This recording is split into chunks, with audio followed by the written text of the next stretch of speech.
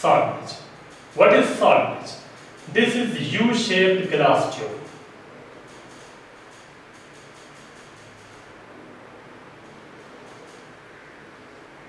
ये हमारे पास है U-shaped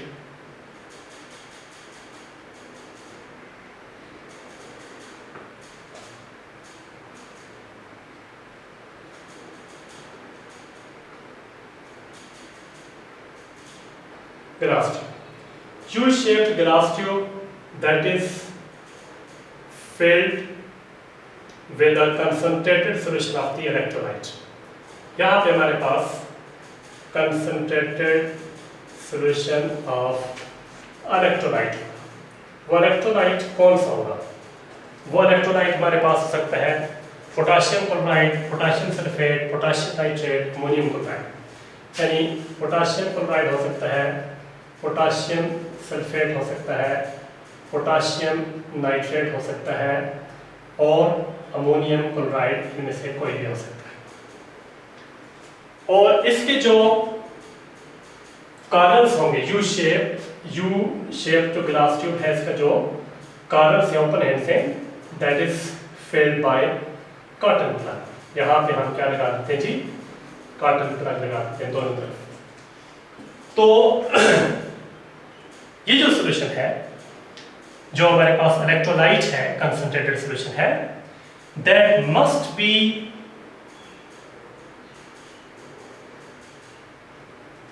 इसको हम हमेशा क्या करते हैं? कंबाइन करते हैं एगर पाउडर के अंदर इन सेमी लिक्विड स्टेट। तो कंसंट्रेटेड सॉल्यूशन ऑफ इलेक्ट्रोलाइट किस में रखेंगे जी? In agar powder in semi liquid state. तो ये जो एगर पाउडर होगा, ये क्या करता है जी? ये जो इलेक्ट्रोलाइट होता है उसको गाढ़ा करता है। तो आटे की तरह का ये एक पाउडर होता है जिसके अंदर हम इलेक्ट्रोलाइट को कंबाइन कर देते हैं, उस सॉल्यूशन को, ये उसको गाढ़ा कर देता है। उसके बाद हम इस यू शेप्ड ग्लास ट्यूब के अंदर इसको क्या करेंगे जी? फिल कर देते हैं। तो this is the salt bridge. अब ये सारे का सारा क्या है? Salt bridge. सो जो कंडीशंस हैं किसके लिए जी? कंडीशंस है हमारे पास इलेक्ट्रोलाइट के लिए। तो इलेक्ट्रोलाइट जो है वो क्या करेगा? Electrolyte should be inert. क्या होना चाहिए जी? इनर्ट होना चाहिए। इनर्ट से मुराद क्या होगा? इनर्ट से ये मुराद नहीं है कि ये रिएक्शन करेगा, रिएक्शन नहीं करेगा, बल्कि ये रिएक्शन को करता है। अब हम इसको यहाँ ही डिस्कस कर लेते हैं, कंडीशंस फॉर इलेक्ट्रोलाइट। तो what are the conditions for electrolyte? Electrolyte के लिए कंडीशन है, पहली condition, it should be inert. Should be inert. Inert से मुराद यह हो गया कि जो इलेक्ट्रोलाइट है वो इन आयंस के साथ रिएक्शन न करे, क्योंकि सॉल्ट ब्रिज को हमने यहां पे लाके डिप कर देना है।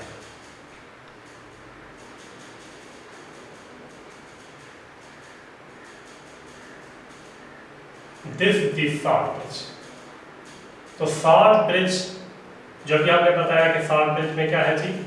Concentrated solution of the electrolyte है, that may be potassium chloride, potassium sulphate और पोटाशियम नाइट्रेट और अमोनियम क्लोराइड एटसेट्रा। इनमें से कोई एक हो सकता है। तो देखें इनर्ट से क्या होता है? देखें पोटाशियम क्लोराइड, लेट्स सपोज हमने ले लिया, तो पोटाशियम क्लोराइड जब आयनाइज होगा तो क्या बनाएगा? पोटाशियम आयन और क्लोराइड है। अब जो पोटाशियम आयन है और जो क्लोराइड आयन है, तो यहाँ पे जो मैंने कहा था कि इस सॉल्यूशन के अंदर पॉजिटिव चार्ज एक्युमुलेट हो चुके हैं और इस सॉल्यूशन के अंदर नेगेटिव चार्जेस एक्युमुलेट हो चुके हैं। सो आसान सी बात यह है कि यहाँ पे जो पोटाशियम आयन था और क्लोराइड आयन था, वो जो क्लोराइड आयन है वो इस तरफ मूव करना शुरू कर देंगे और जो पोटाशियम आयन हैं वो इस तरफ मूव करना शुरू कर देंगे। सो पोटाशियम आयंस जो है वो राइट साइड की तरफ मूव करेंगे और वो जो नेगेटिव चार्जेस वहां पे क्या करते हैं, मोशन ऑफ इलेक्ट्रॉन को स्टॉप करने के लिए वहां पे मौजूद थे, तो उनको जाके न्यूट्रलाइज करेंगे. सो अगर इन case of potassium chloride, potassium ions will move toward the right side while the chloride ion will move towards the left side. In this way, these solve the problem. वो जो प्रॉब्लम हमने discuss की थोड़ी देर पहले, उसको ये solve करेंगे. तो ये इनर्ट से क्या मुराद है? इनर्ट से ये मुराद है कि ये पोटाशियम आयन जो है ये जाके जिंक +2 के साथ रिएक्शन नहीं करेगा, सॉरी क्लोराइड आयन जाके जिंक +2 के साथ रिएक्शन नहीं करेगा, और सिमिलरली पोटाशियम आयन जाके यहाँ पे सल्फेट के साथ या कॉपर +2 के साथ रिएक्शन नहीं करेगा. तो इस तरह से इनर्ट होना चाहिए ताकि वो जाके जो सॉल्यूशंस के अंदर आयंस हैं उनके साथ रिएक्शन न करे. तो इनर्ट का मतलब ये होगा कि it should not react with solution with ions of solution. इसके जो आयंस है वो सॉल्यूशन आयन के साथ ताकि रिएक्शन ना करें. ये थी जो कंडीशन हमने बताई. और इसके बाद हम आते हैं जी दूसरी कंडीशन की तरफ. तो दूसरी कंडीशन जो है वो क्या है जी, इसकी गुड आयोनिक मोबिलिटी होनी चाहिए, equal mobility of the cations and anions. तो दूसरी कंडीशन क्या है, गुड आयोनिक मोबिलिटी, यानी जितने पॉजिटिव चार्जेस राइट साइड की तरफ मूव कर रहे हैं उतने ही नेगेटिव चार्जेस किधर मूव करें जी, लेफ्ट साइड पे मूव करें. तो इसका मतलब है, इसको हम यूं कह सकते हैं, equal mobility of cations and anions. तो कैटायंस और एनायंस की जो है वो क्या होनी चाहिए जी, इक्वल मोबिलिटी होनी चाहिए. ये इसकी दूसरी कंडीशन थी. और ताकि इससे क्या होगा कि बोथ हाफ सेल्स होते हैं और न्यूट्रलाइज्ड साइमल्टेनियसली. इससे दोनों हाफ सेल क्या होंगे जी, न्यूट्रलाइज होंगे simultaneously. Due to this both half cells neutralized simultaneously.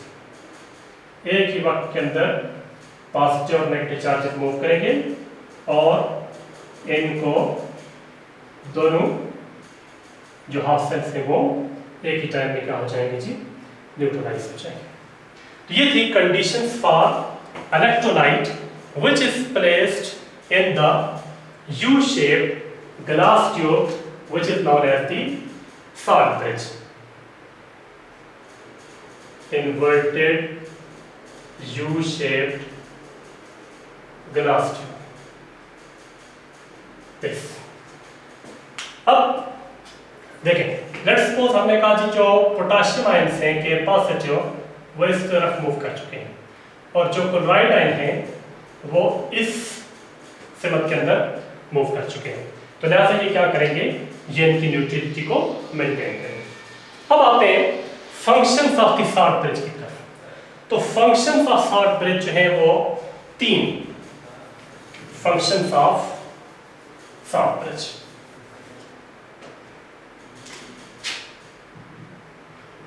Functions of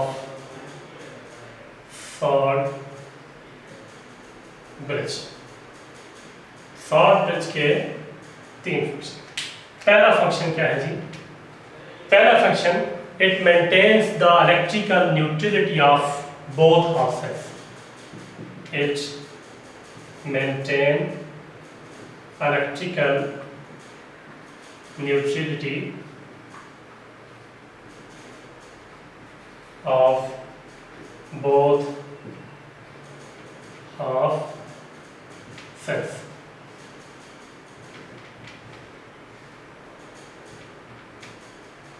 Both half cells.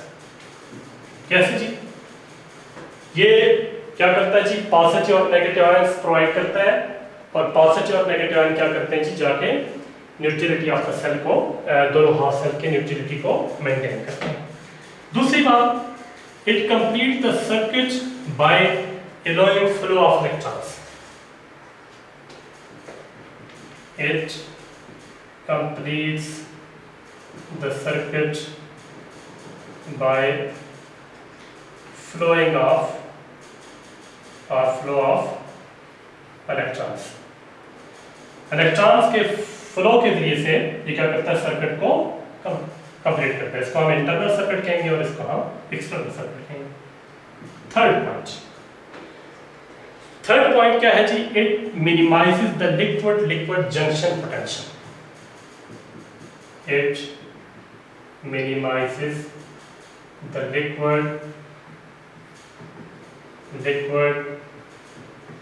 Junction potential.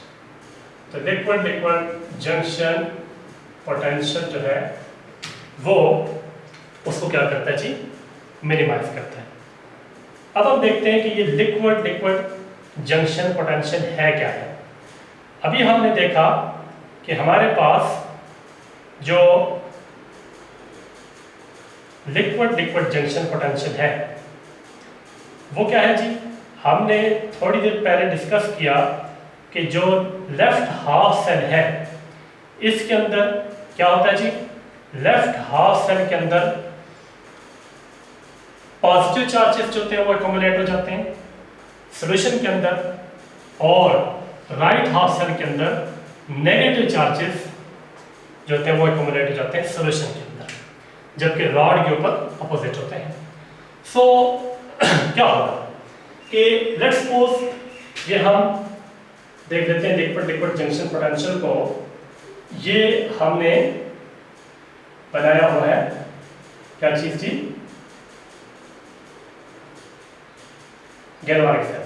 सो यहाँ के ऊपर यहाँ एक ये लेट्स सपोज ये पोरस पार्टीशन है और ये सॉल्ट ब्रिज का फंक्शन करेगा।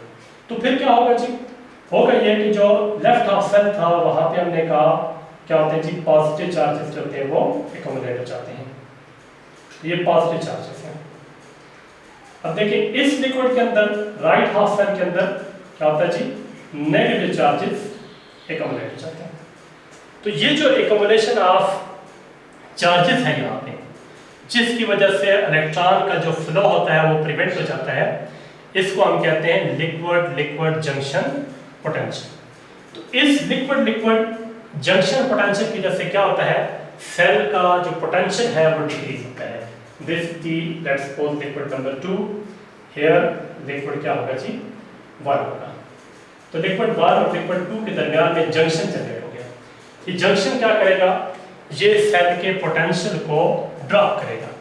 This one is called the junction. तो अब इसको क्या करेगा, इसको सॉल्ट ब्रिज होता है वो क्या करता है जी, मिनिमाइज करता है, इस जंक्शन को कम करने की कोशिश करता है। वो चूंकि पॉजिटिव और नेगेटिव आयन प्रोवाइड करता है, तो पॉजिटिव आयन जो होते हैं वो राइट हाफ सेल के अंदर चले जाते हैं, वहां जाके आयंस की को न्यूट्रलाइज करते हैं, और जो नेगेटिव आयन हैं वो लेफ्ट साइड पे चले जाते हैं, लेफ्ट हाफ सेल के अंदर या ऑक्सीडेशन हाफ सेल के अंदर, और वहां जाके पॉजिटिव आयंस को न्यूट्रलाइज करते हैं। सो लिक्विड जंक्शन पोटेंशियल को कौन मिनिमाइज करता है जी, लिक्विड जंक्शन पोटेंशियल को मिनिमाइज करता है सॉल्ट ब्रिज।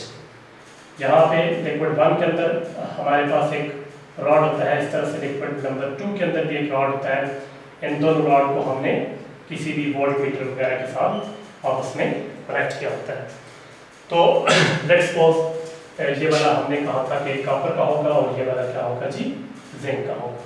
तो जिसमें कॉपर और जिंक के इलेक्ट्रोड्स होते हैं उसी के बारे में हमने कहा कि उसको हम डेरिवेशन कहते हैं।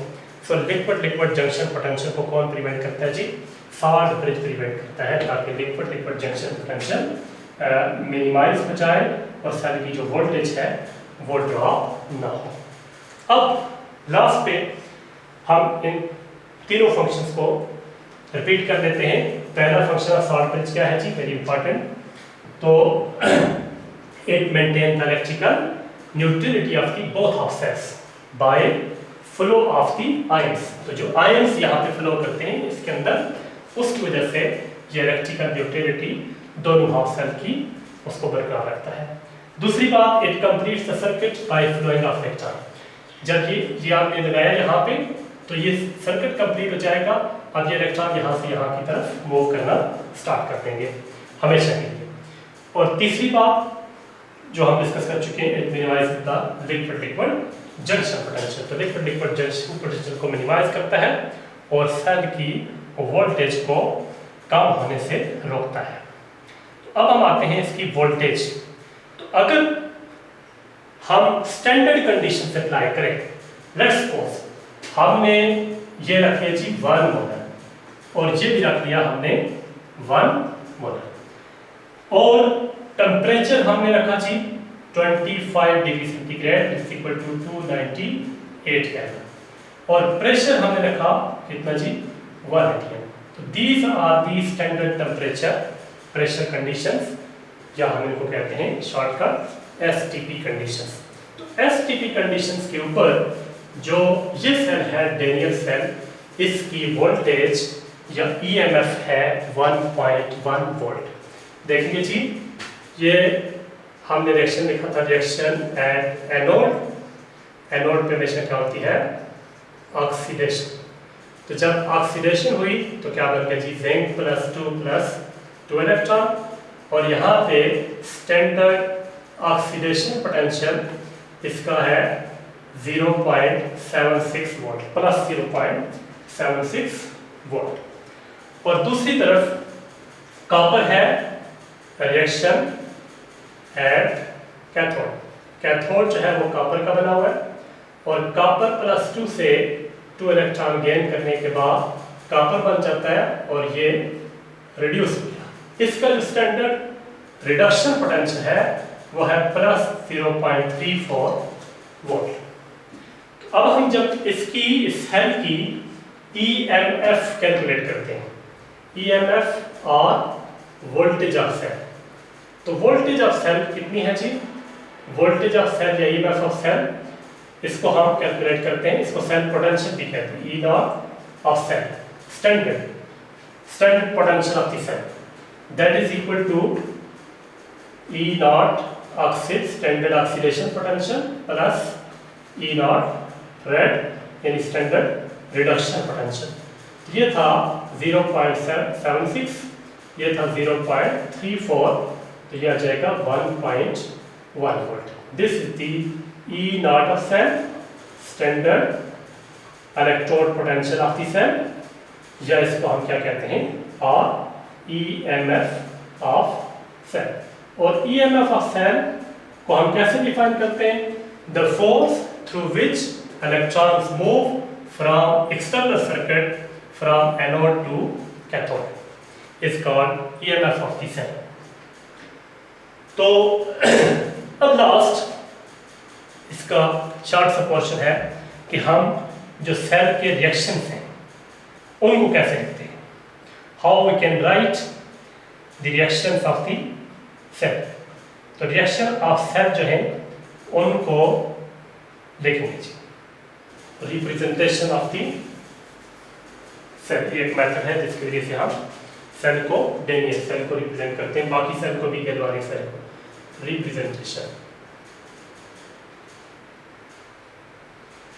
ऑफ सेल, कौन सा सेल जी, गैल्वानिक सेल।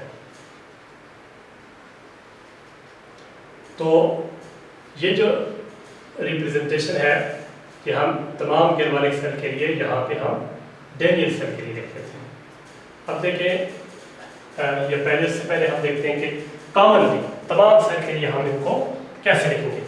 अब आप देखें, ये लेट्स सपोज हमारे पास एक मेटल थी, लेफ्ट साइड पे मेटल 0 ऑक्सीडेशन स्टेट से किसमें चली गई जी, +2 ऑक्सीडेशन स्टेट पे चली गई।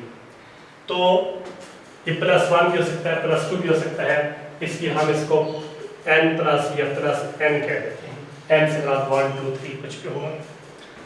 और ये जो मेटल होती है, जैसे हमने जिंक रखा तो जिंक को जिंक सल्फेट में सोल्यूशन में डिप किया, तो जब ये +2 में कन्वर्ट होगी, ये सॉलिड स्टेट में थी, तो यहाँ पे किस स्टेट में होगी जी, एक्वस स्टेट में होगी।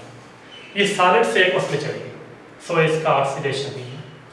अब आप देखें दूसरी तरफ क्या होगा जी, एक और मेटल थी, मेटल रॉड था, वो +N में था और वो रिड्यूस होकर किस में चला गया जी, जीरो ऑक्सीडेशन स्टेट में चला गया।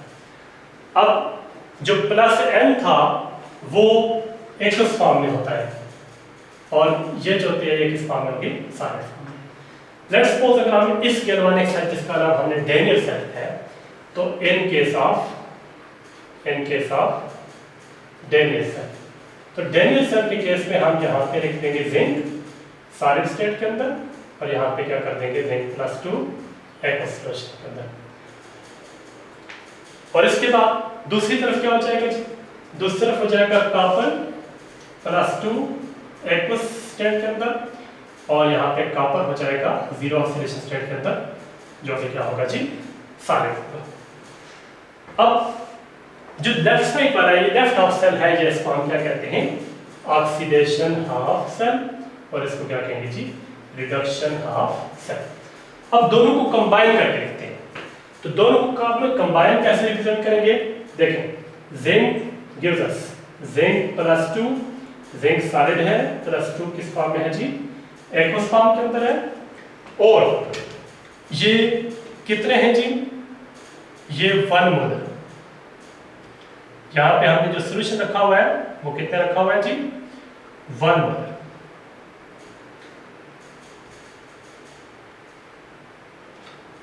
लिहाजा हम इसके साथ देख सकते हैं क्या चीज, 1 मोल, और यहाँ पे इसको कहेंगे पाई। तो ये पाई के बाद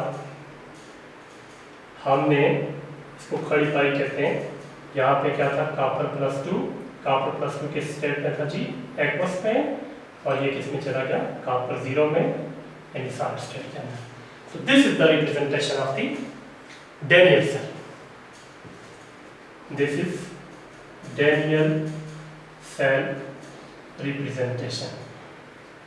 इस तरह से हम कोई और जो सेल है उसके लिए उसको भी रिप्रेजेंट कर देते हैं। मसलन हमने कहा था हमारे पास डैनियल सेल के अंदर और भी सेल हैं। लेट्स सपोज वो सेल कौन सा हो सकता है जी, वो हो सकता है निकल सिल्वर सेल है,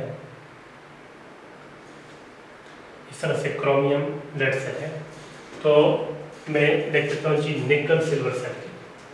इस तरह से हम रेशियो लिखेंगे, डैनियल सेल की रिप्रेजेंटेशन थी ये final form. This is the representation of the Daniell cell. अब आते हैं जी किसकी तरफ, कोई और सेल देख लेते हैं एग्जांपल के तौर पे। रिप्रेजेंटेशन ऑफ सिल्वर निकल सिल्वर सेल, निकल सिल्वर सेल, वो था जिंक कॉपर सेल और ये था निकल सिल्वर सेल। अब देखें निकल जो था उसका ऑक्सीडेशन पोटेंशियल ज्यादा है, वो ऐसा एनोड वर्क करेगा, और कॉपर सिल्वर का जो है वो रिडक्शन पोटेंशियल ज्यादा वो ऐसा कैथोड वर्क करेगा। जैसे हम ऑलरेडी गैल्वेनिक डैनियल सेल में पढ़ चुके हैं कि जिंक ऐसा एनोड वर्क करता है और कॉपर ऐसा कैथोड वर्क करता है, क्योंकि जिंक का ऑक्सीडेशन पोटेंशियल ज्यादा है और कॉपर जो है उसका रिडक्शन पोटेंशियल ज्यादा है।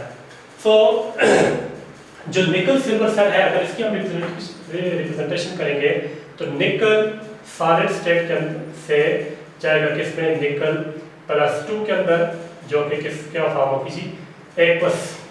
और यहाँ पे लेट्स सपोज अगर ये हम स्टैंडर्ड कंडीशन अप्लाई करते हैं तो ये 1 मोलर इसको रख देंगे और ये खड़ा पाई, और यहाँ पे क्या है जी, सिल्वर है, सिल्वर +1 के अंदर होगा, ये एक्वस स्टेट के अंदर होगा, और ये किस में चला जाएगा, सिल्वर सॉलिड के अंदर चला जाएगा।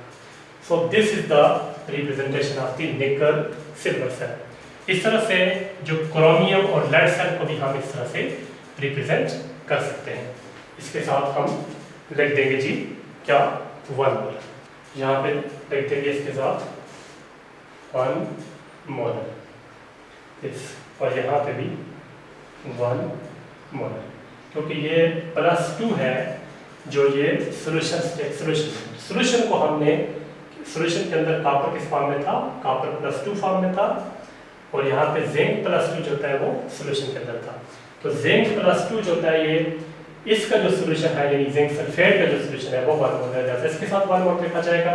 और यहाँ भी कॉपर +2 यानी कॉपर सल्फेट का जो सोल्यूशन है वो 1 मोल है, लिहाजा इसके साथ 1 मोल यहाँ पे लिखा जाएगा।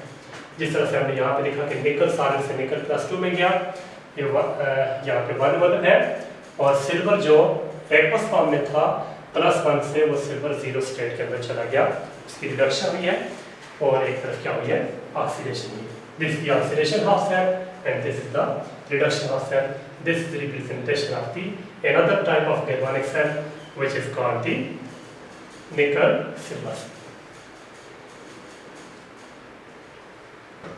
ये था बच्चों complete description of the galvanic cell, जिसके अंदर हमने डिटेल से इसको स्टडी किया। डेनियल सेल को, जिसमें zinc as a anode work करता है और copper as a cathode work करता है। बेस्ट ऑफ लक, अल्लाह हाफिज। इंशाल्लाह नेक्स्ट लेक्चर के अंदर हम डिस्कस करेंगे नर्वस इक्वेशन।